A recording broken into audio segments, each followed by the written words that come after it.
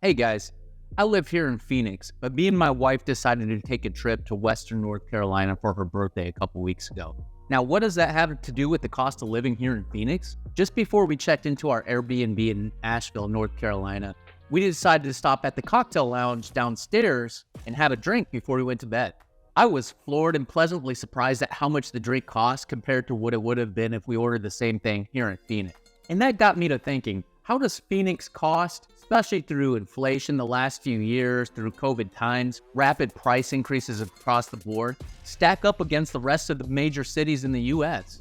Real quick, I'm Andrew McGuire. I'm an investment-focused real estate agent living right here in the Phoenix area. I've been helping clients and friends find investment properties, second homes, and moved to the Phoenix area for the last 5 years. If you're looking to invest or buy a home, a second home in the Phoenix Metro, and looking for a savvy investment agent to work with, my description is in the contact below.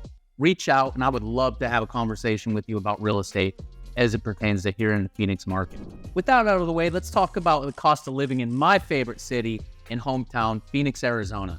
With the onset of the COVID pandemic in 2020, and a government that prints money faster than a Usain Bolt 100-meter dash at his prime, the United States has seen an unprecedented level of inflation in the last few years. This has been nationwide. We've seen this the last few years, but not every single city has been hit hard by his inflation. Today, we're going to take a look at the cost of living in Phoenix, how it compares to the rest of the major cities in the U.S. From housing costs to anything like the aforementioned cocktail, we're going to look at all and see how we stack up against the rest of the country. First, let's talk about the local housing market. Phoenix used to be one of the more affordable places to live in the country, especially when you compare us to our neighbors like California on the West Coast and big major markets like New York on the East Coast. Now, in our defense, we're still relatively affordable from somebody moving from, say, Washington, Oregon, or California. But if you've been here for a while, you've noticed a huge increase in prices in the Phoenix housing market over the last few years. And if you're not here yet, but you're thinking about moving to Phoenix, we're probably going to see that trend continue. The way I see it, with so many people moving here, the demand for housing is increased significantly.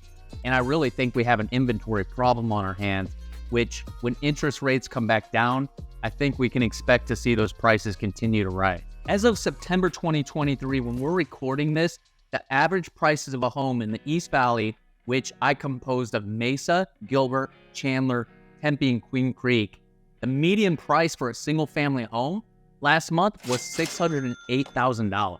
Now that's the average price of a home, but we know that's been pushed up by some of the top tier homes. There was a couple over a couple $1 million, so that's obviously going to push that average up. Realistically, if you're looking to get into the market here with a starter home or a first home, maybe a 3-bedroom townhome or single family house, you can probably get in the lower 400s in the East Valley.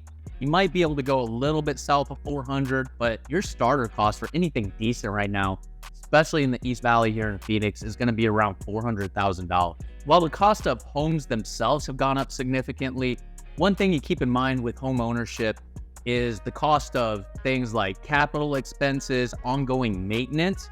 And that's one of the things I do like about Phoenix. We have very dry weather here, as you probably know.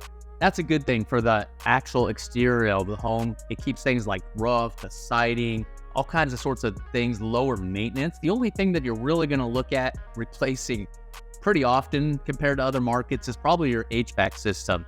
When homes used to be built here in Phoenix, they would put them up on the roof, where I don't know if that's the smartest thing to do with the sun beating down on them all day.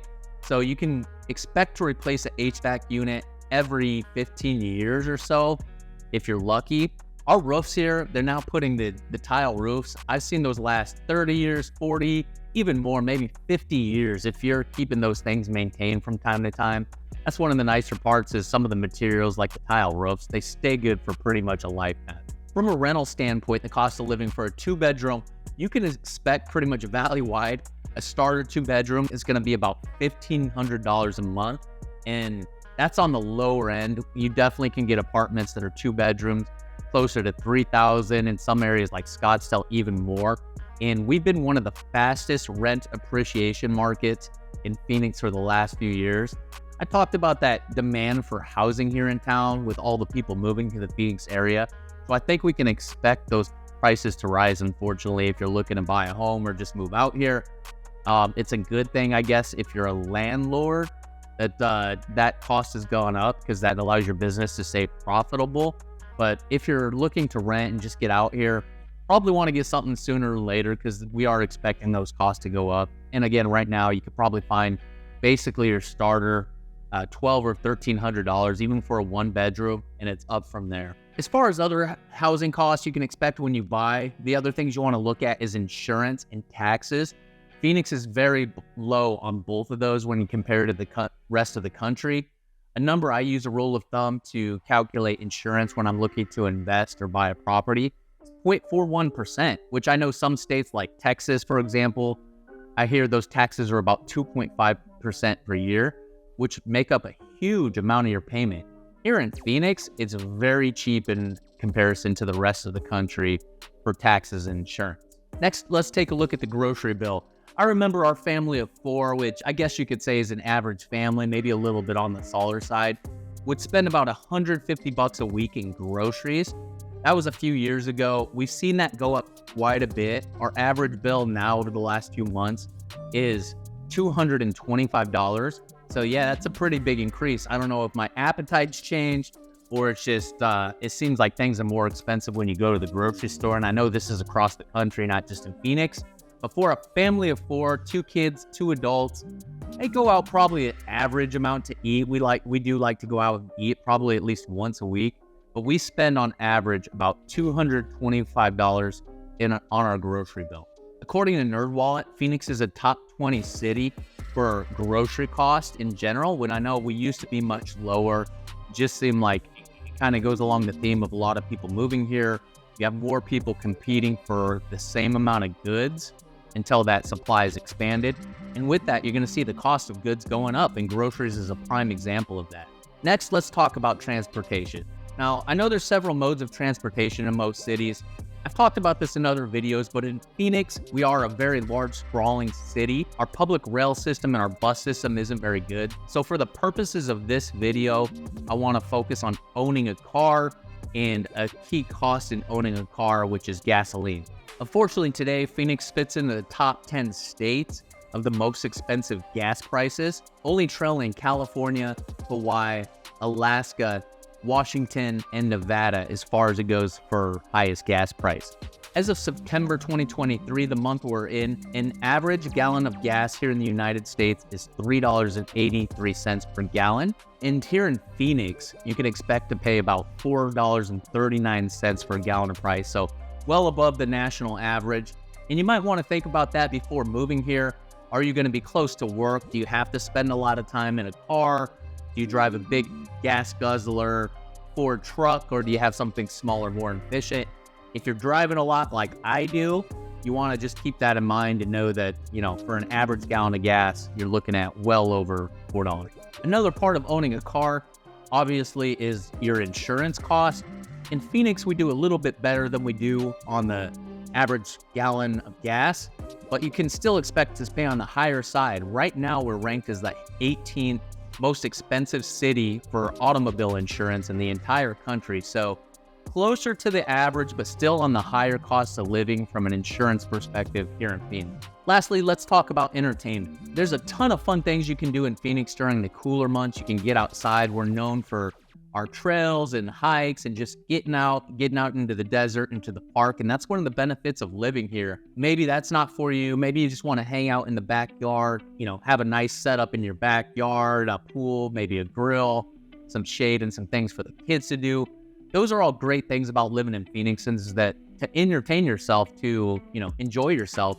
It's all about outdoor living. And you can do that anywhere from where we are now in September till about May. So many months that you can save a lot of money by not having to go out and just enjoy the outdoors, the beautiful weather we have for most of the year.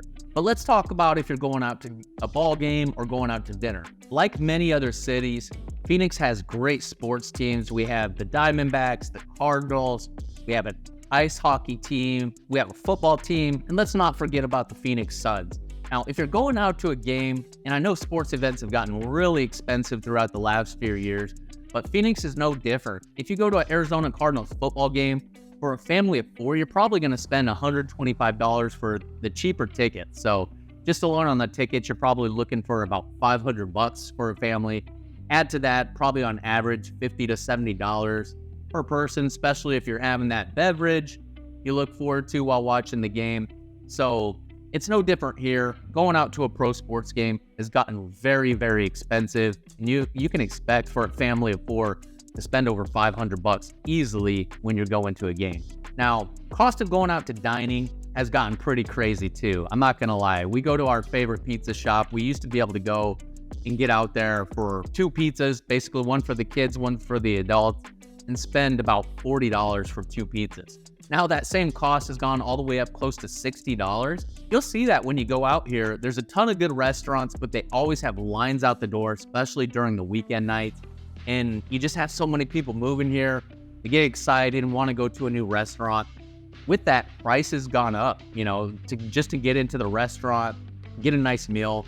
At your really lower end or medium places, for a family of 4, you can expect to probably pay $60 to $80 just to eat out.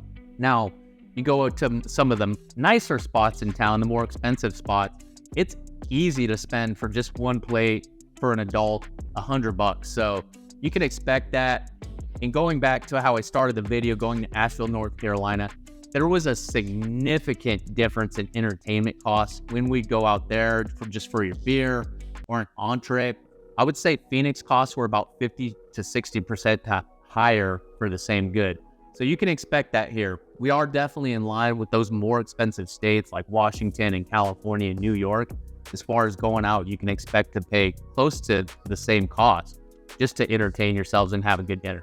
So to summarize, when you look at everything across the board, Phoenix has definitely increased a lot compared to the rest of the country. I know cost of living everywhere has gone up, but Phoenix has actually been top inflation state 2 out of the last 3 years. So I've talked about it a couple times, but just so many people moving here. The cost of goods and other resources is going up faster than other parts in the country.